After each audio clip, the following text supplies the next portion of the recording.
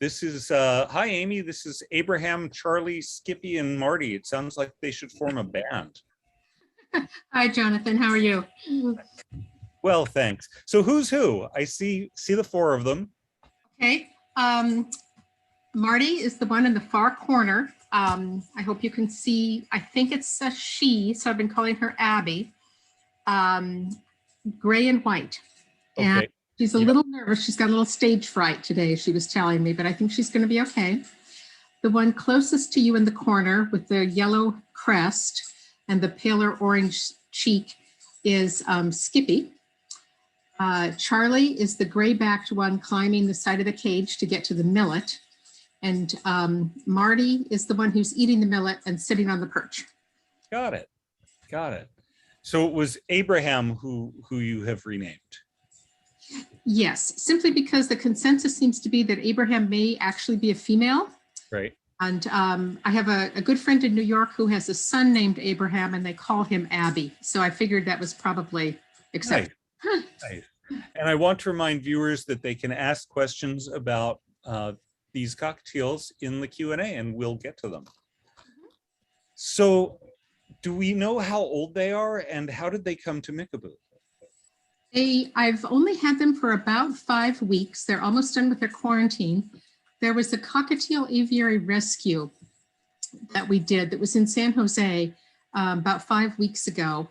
A person had an aviary with 11 cockatiels, excuse me if I said cockatoos, I meant cockatiels. He had 11 cockatiels in an outside aviary. It was when we were in the midst of that quite extreme heat wave. Yep. And several of us went over there. I just went over because it was not far from my house and I had room to take a few birds. So I ended up coming home with these 4. We don't know if they were bonded or anything. It was so hot. We were trying to figure out who might be bonded, who might, be attached to somebody.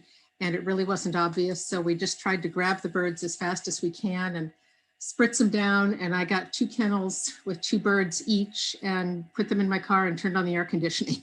So these are the 4 that I happened to come home with. They all get along very well.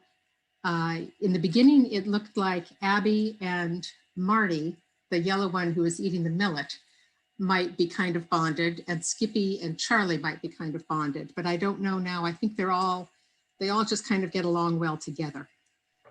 Now, like budgies, we adopt cockatiels out in pairs or to families or people who have an existing, already have one of the species because they're super social and they really need Yes, of their own kind. Right. So tell us, how do they interact with people? They were aviary birds. Often that means birds that are a little shy of people.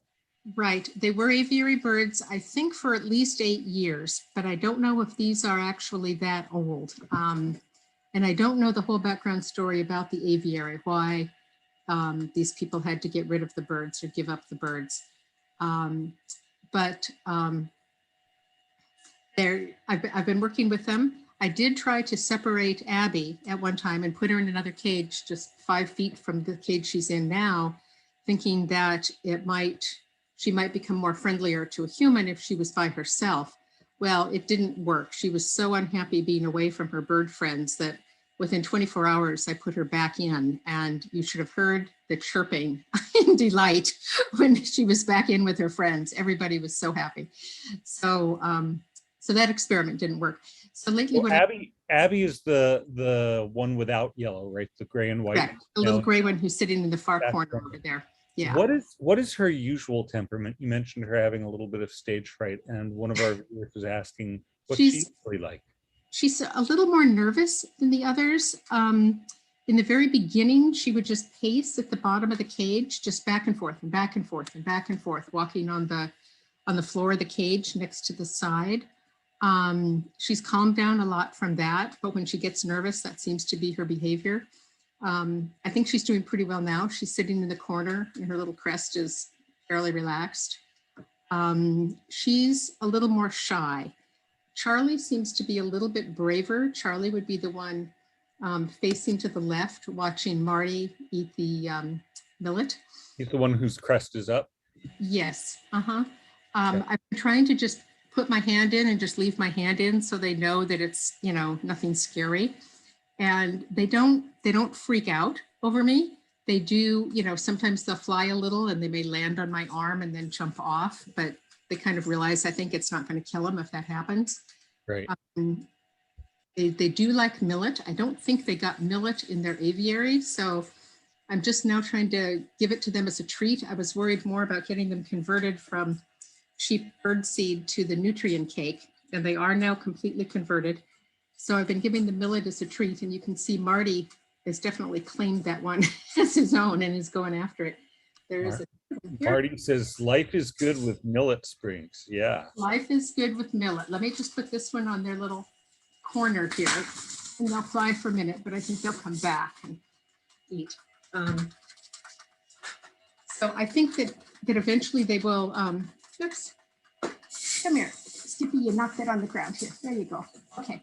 There we go. Oh boy. Yeah. Look, Charlie, who came first? Charlie. Yeah, Charlie found it. Okay. Now you'll see Skippy is thinking, how am I going to get around him and get some? But Abby, I don't know if you can see. Slowest, probably. Abby's kind of pacing on the bottom of the cage. Right. So I think that eventually they will be, it will not be at all hard to tame them, if you will. I don't like that word, but you know what I'm talking about. To come sit on your hand if you have millet, to use Right. as a training tool. Right. I think they will. They're really very sweet birds. I had never had cockatiels before, and I'm really very, very fond of them. Boy, it didn't take Abby long to recover from the scare of the big hand coming in and go up. Right. So yeah, they're all doing really, really well. That's wonderful to see. Yeah, I think they are. They seem healthy. When I first got them, Marty, the yellow one, would kind of open her beak and breathe out, and it was kind of raspy. And I was a little worried about her. But I've been spritzing them all with saline water, and that seems to have helped a lot. And I very rarely see that anymore. So, so I think whatever that was, maybe she had some dust in her nostrils or her sinuses, and you know, and that cleared eventually. So the place where they were was quite a dusty, unshaded environment, and I don't think they got any fresh greens or fresh fruit or anything like that. So I think they're doing pretty well here. They seem pretty happy. That's great. We have another question about Abby, and that is, you know, it looks like she gets along pretty well with other birds. How would you say she does with other birds? These people have a pretty timid young lady cockatiel and are thinking and would like to get her their teal a friend. She, you know, it's hard to tell. She gets along fine with the others. You know, once in a long while, one of the others will, you know, just make a little, not even a nip, but a little bit of a, you know, get away from me kind of bite. Not that it's a bite, but I think you know what I mean. I do not see Abby doing that. If I had to guess or speculate, I would say she's more passive than the others. Right. Sounds like it might be a very good companion for another bird who's kind of shy. It sounds that way. Now, we've just been talking about conures and cockatoos, who are known for being quite loud. Cockatiels are pretty quiet. They kind of murmur. They can have, tell me a little bit about their noise level. They're, I would not call them noisy birds, definitely compared to some of the other birds that I have fostered. They have a very, when they are loud, it's a very pleasant kind of chirp or call. So I can't imagine them being disturbing to anybody. Sometimes in the morning, if I have not put the blinds down in the room they're in, they wake up early and then I hear them, you know, when I get up, and it's just a very pleasant sound. And they do chirp to each other. They talk to each other. In the evenings, 2 or 3 times, they're in a quarantine room, which is right next to our little kitchen eating area. And 2 or 3 times, my husband and I have been eating dinner, and all of a sudden, two of them, I think it is, will start singing the most beautiful songs. And I've kind of tiptoed in to try to see which birds it is. And I think it's Skippy and Charlie, but I'm not positive because, of course, you know, when you catch them doing something you really want to watch, they stop. Right, of course. But it was such a pretty sound. My husband and I both just stopped eating and looked at each other like, wow, you know, what is that? We are so fortunate to be in their presence. Yeah. Yeah. So yeah. in our last in our last few minutes, Uh-huh. uh, maybe what else would you like to share or describe the kind of adopter who could be successful with these birds if someone who didn't have a lot of bird experience perhaps could do well with them? Yes, I think they're definitely, I would say, probably much easier birds than, you wouldn't want to start with a bird that could inflict a hard bite, if the bird was scared or whatever, like a macaw or something. I would call these the cockatiels probably on the easier range, like a budgie. They definitely do need to be in pairs. I would not want to adopt them out singly, and I know that's against Mickaboo policy. They need to be with another cockatiel, and they seem to get along great as a foursome here. Um, so I would say anyone who would like to try their hands at caring for very nice birds. They're relatively neat. They're easy. Their diet is very easy. They eat the nutrient cake, and you can see they've got various vegetables, and they love their millet. They love sweet corn. So I either hang it up from the top of the cage or just put chunks of it on the bottom of the cage, and it's always gone within a few hours. They like fresh lettuce, and they've eaten apple and other kinds of fruits too. So I think that they would make very good birds for just about anybody who wants to have two nice birds. Thank you so much, Amy. And these Thank guys, you. it's just great to see how well they're doing after, an aviary rescue that was kind of frenetic and urgent. I remember that one.